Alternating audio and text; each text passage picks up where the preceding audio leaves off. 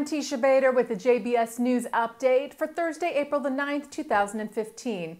A U.S. federal court has rejected an appeal from the Arab Bank to overturn the landmark jury verdict handed down last September.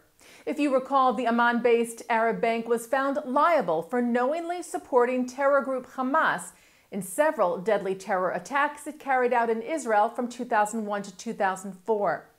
Brooklyn District Judge Brian Cogan ruled yesterday that the jury's verdict on September the 22nd of last year was, quote, based on volumes of damning circumstantial evidence that defendant knew its customers were terrorists. Cogan is also expected to preside over a trial to determine damages for 3 of the attacks coming up on July the 13th. The lawsuit against the bank was brought by victims of the attacks and families of victims under the Anti-Terrorism Act, which allows American victims of U.S.-designated foreign terror groups to seek compensation. Hamas was designated a terror group by the U.S. in 1997. The government of Argentina announced today that it will declassify all of its intelligence documents relating to the 1992 terror attack on the Israeli embassy in Buenos Aires that killed 29 people and wounded hundreds. The National Supreme Court of Justice in the country had asked for the declassification as it continues its investigation of the attack, which it found was carried out by terror group Hezbollah. Several IDF officers visited a U.S. aircraft carrier to learn about flight and maritime operations. The 7 senior officers were led by Operations Branch Head Major General Yoav Har-Even on board the USS Theodore Roosevelt in recent days and sailed with it along the Mediterranean off the coast of Italy. The officers were briefed on various operations, including search and rescue, catapult launches, and in-air refueling. Aside from demonstrating the capabilities and firepower of the aircraft carrier and personnel, the visit was intended to strengthen cooperation and coordination between the U.S. Army and the IDF. Next week, we will mark Yom HaShoah, or Holocaust Remembrance Day, and this Sunday, World Jewish Congress President Ronald Lauder will be the keynote speaker at the March of the Living program in Budapest, Hungary, to remember Holocaust victims.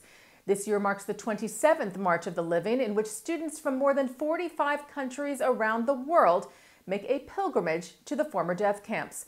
Yom HaShoah begins the evening of April the 15th and ends the evening of April the 16th. And to mark Holocaust Remembrance Day, a delegation of mayors from France will be arriving in Israel. The visit is being organized by the French Yad Vashem Committee and the France-Israel Foundation. The organizations have built a mayor's network over the last few years, connecting towns and communities where righteous among the nations are commemorated. Plaques, statues, and streets named after non-Jewish individuals who have been recognized and honored for saving the lives of Jews during the Holocaust. The French mayors will be hosted this year by Tel Aviv Mayor Ran Huldai and meet with descendants of righteous among the nations as well as with Holocaust survivors. The National Yiddish Theater Volksbühne held its Centennial Gala last week at Carnegie Hall in New York City, where it also announced a new partnership between the theater and the Museum of Jewish Heritage, a living memorial to the Holocaust. The Jewish Week reports that the 2 institutions signed a memorandum of understanding that will give them 2 years to explore a potential permanent merger. According to the plan now, the Volksbühne will become the resident theater company at the museum, giving it a much-needed permanent performance venue at the museum's 375-seat auditorium. The theater's artistic director Zalman Mlotek told the Jewish Week, "Here, as we enter our 100th year, we have this opportunity to have space, to have classes, to bring in young people." He said it's really a sign for all the naysayers who are worried about the demise of Yiddish. Here we are about to start on a new page. Museum of Jewish Heritage Chairman Bruce Ratner said the partnership made perfect sense. He said these are 2 organizations with a similar mission to encourage and promote our Jewish heritage in every way possible. And turning now to our programming for tonight, Thursday, April the 9th, coming up at 7:30, President of the Shalom Hartman Institute of North America, Yehuda Kurtzer, talks about how myths about the Holocaust and Israel that once shaped Jewish identity are becoming problematic for many American Jews. That's from UConn Stanford Center for Judaic Studies.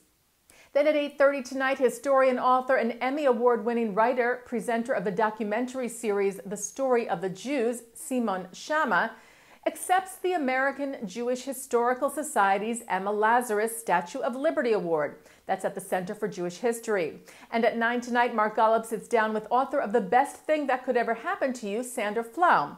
And later with Marpeh L'Nefesh spokesperson Rabbi Peretz Sharish.